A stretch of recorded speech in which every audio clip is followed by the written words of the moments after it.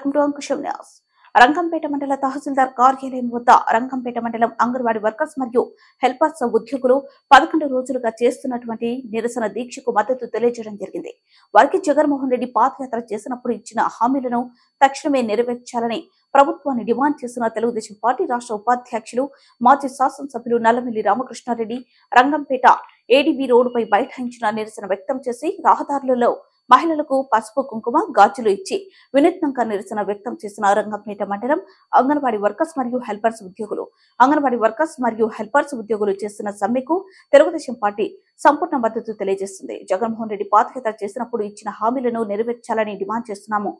నిన్నటి రోజున మినిస్టర్ శ్రీమతి ఉషాశ్రీ చరణ్ విలేకరుల సమావేశంలో ఇది సమయం కాదు అని విలేకరులను అడిగి ప్రశ్నలకు సమాధానం చెప్పకుండా మాట్లాడుతూ ఒక స్పష్టమైన హామీ ఇవ్వలేదు. అలాగే తెలుగుదేశం పార్టీ చంద్రబాబు నాయుడు ఆధ్వర్యంలో ఒక కార్యాచరణ రూపొందించి అంగన్వాడీలకు తెలుగుదేశం ప్రభుత్వం వచ్చిన తర్వాత వారికి న్యాయం చేయడం జరుగుతుందన్నారు. అదేవిధంగా అంగన్వాడీ వర్కర్స్ మరియు హెల్పర్స్ ఉద్యోగులు 11 రోజులుగా చేస్తున్న నిరవధిక సమ్మెకు తెలుగుదేశం పార్టీ తరఫున మద్దతు తెలియజేసిన తెలుగుదేశం పార్టీ రాష్ట్ర ఉపాధ్యక్షులు Nallamilli Ramakrishna Reddy. AP anganwadi workers and helpers union తరఫున మాట్లాడుతున్నాము. ఈ వేళకు మా సమ్మె 11వ రోజుకి చేరుకుంది. కానీ మన సీఎం గారు మెదలడం లేదు.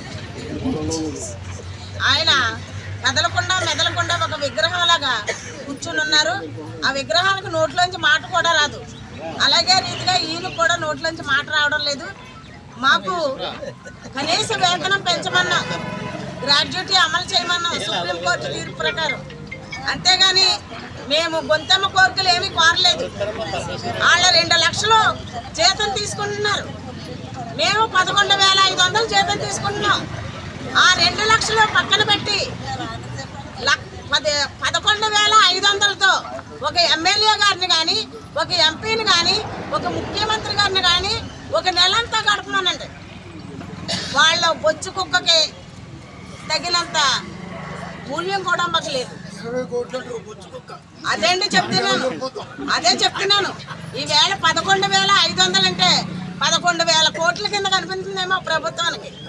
ఆఫ్టర్ ఆల్ అంగన్వాడీ వర్కర్కి 11,500 రూపాయలు జీతం. అంతేకాకుండా కూరగాయలు మేమే కొనాలి, గ్యాస్ మేమే కొనాలి. అలాగే పిల్లలకి ప్రతి ఇంటద్దె కూడా మేమే కట్టాలి. ఇలాగ 4,000 5,000 పోతుంది. మేము తినేదంతా, మా కుటుంబాన్ని పోషించుకునేదంతా అని ఈవేళ ప్రభుత్వాన్ని నిలదీస్తుంటే చెవిలో శంఖమూదినట్టుంది మన సీఎం ఎవరు జగన్మోహన్ రెడ్డి గారికి. ఆయన ఆస్తులే కనపడుతున్నాయి కానీ మా ఆవేదన కనపడడం లేదు, మా బాధలు కనిపించడం లేదు. కానీ ఈ పోరాటాన్ని ఇంతటితో ఆఫ్ చేయము. మాకు ప్రభుత్వం 11 రోజులుగా అంగన్వాడీ వర్కర్స్ హెల్పర్స్ అసోసియేషను నిరవధిక సమ్మె చేయడం జరుగుతూ ఉంది.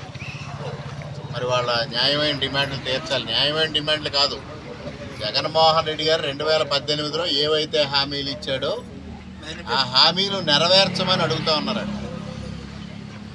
తెలంగాణ ప్రభుత్వం ఏదైతే వేతనం ఇస్తూ ఉందో దాంతో సమానంగా వేతనం ఇస్తానని జగన్మోహన్ రెడ్డి గారు వీళ్ళకి ప్రామిస్ చేయడం జరిగింది. అంటే జగన్మోహన్ రెడ్డి గారు ప్రామిసులు అంటే అవన్నీ మాట తిప్పడం, మడమ తిప్పడం అంతే. అన్ని హామీలు ఆ విధంగానే ఉన్నాయి. ఉద్యోగస్తులకు సిపిఎస్ కానీ, కనీసం ఆ పోలీసు వాళ్ళకి డిఏలు కూడా లేని పరిస్థితి వాళ్ళు. కానీ వాళ్ళు తప్పనిసరి పరిస్థితుల్లో వాళ్ళు ఆ విధంగా ప్రవర్తిస్తూ ఉన్నారు.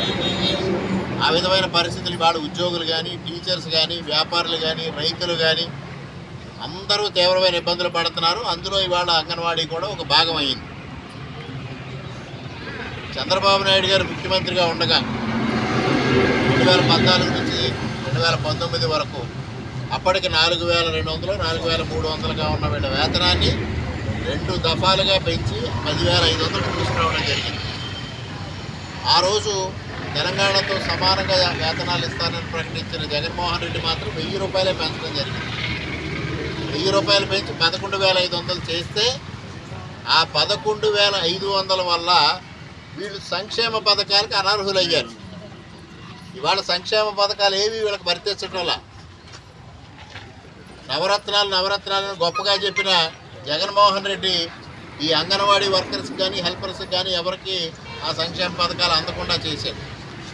ఇవాళ ఇటు సంక్షేమ పథకాలు అందవు, నిత్యావసర వస్తువుల ధరలు విపరీతంగా పెరిగిపోయాయి, కరెంటు బిల్లులు విపరీతంగా పెరిగిపోయాయి, పెట్రోల్ డీజిల్ ధరలు పెరిగిపోయాయి. వీళ్ళు కనీసం అంగన్వాడీ స్కూల్కి వెళ్ళడానికి కూడా లేని పరిస్థితుల్లో ఇబ్బందులు పడుతూ ఉన్నారు. ఇందాక ఇవి చెప్పినట్టుగా 11,500తో వీళ్ళు ఏ విధంగా జీవనం సాగించాలనేది ప్రశ్న. ఆ రోజు అదే ప్రశ్న జగన్మోహన్ రెడ్డి వేశాడు, 10,500తో ఏ విధంగా జీవనం సాగిస్తారు అని. కానీ ఇవాళ చేసింది ఏంటి? నిన్న రాష్ట్ర స్త్రీ శిశు సంక్షేమ శాఖ మంత్రి ఉషశ్రీ చరణ్ ఆవిడ చాలా నిర్లజ్జగా మాట్లాడింది. మేము 2018లో ఏదైతే హామీలు ఇచ్చామో ఆ హామీ నెరవేర్చామని. ఏమి నెరవేర్చారు చెప్పమని ప్రెస్ ఎంత అడిగినా మేము 2018 నాటికి తెలంగాణలో జీతం 11,500 ఉంది కాబట్టి అంతే చేసామని. ఇవాళ తెలంగాణలో ఎంత ఉంది వేతనం, ఇక్కడ ఎంత ఇస్తా ఉన్నారు? ఎందుకు ఆ వ్యత్యాసం? మీరు చెప్పిన హామీని నెరవేర్చాలి కదా జగన్మోహన్ రెడ్డి గారు. మరో పక్క ఎందుకు సంక్షేమ పథకాలు వీళ్ళు అనవసరం చేస్తూ ఉన్నారు? మరో పక్క వీళ్ళు సమ్మె చేస్తూ ఉంటే కనీసంగా వాళ్ళకి సానుభూతి లేకుండా అంగన్వాడీ సెంటర్స్ బలవంతంగా పగలగొట్టేసి తాళాలు పగలగొట్టించి ఇబ్బందులు పెట్టడం, ఈ విధమైన వ్యవహారాలు నడుపుతూ ఉంది ప్రభుత్వం. మంత్రి గారికి తెలియదు ఇది సమయం కాదని మాట్లాడిన మంత్రి గారికి 2018 సమయమా? అది కూడా ఎన్నికల ముందే కదా. ఆ రోజు మద్దతు చెప్పారు, రకరకాల బోటకు వాగ్దానాలు ఇచ్చారు, ఎందువల్ల వెనక్కిపోయారని అడుగుతా ఉన్నా. దానికి సమాధానం మంత్రి గారు చెప్తారా, ముఖ్యమంత్రి గారు చెప్తారా? స్పష్టమైన వైఖరి ప్రకటించాలి జగన్మోహన్ రెడ్డి. అంగన్వాడీ సమస్యలు తీర్చాలి తక్షణమే, వాళ్ళ న్యాయమైన డిమాండ్లు పరిష్కరించాలి. అంగన్వాడీ వర్కర్సు హెల్పర్సు చేస్తున్న సమ్మెకి తెలుగుదేశం పార్టీ సంపూర్ణమైన మద్దతు ప్రకటిస్తూ ఉంది.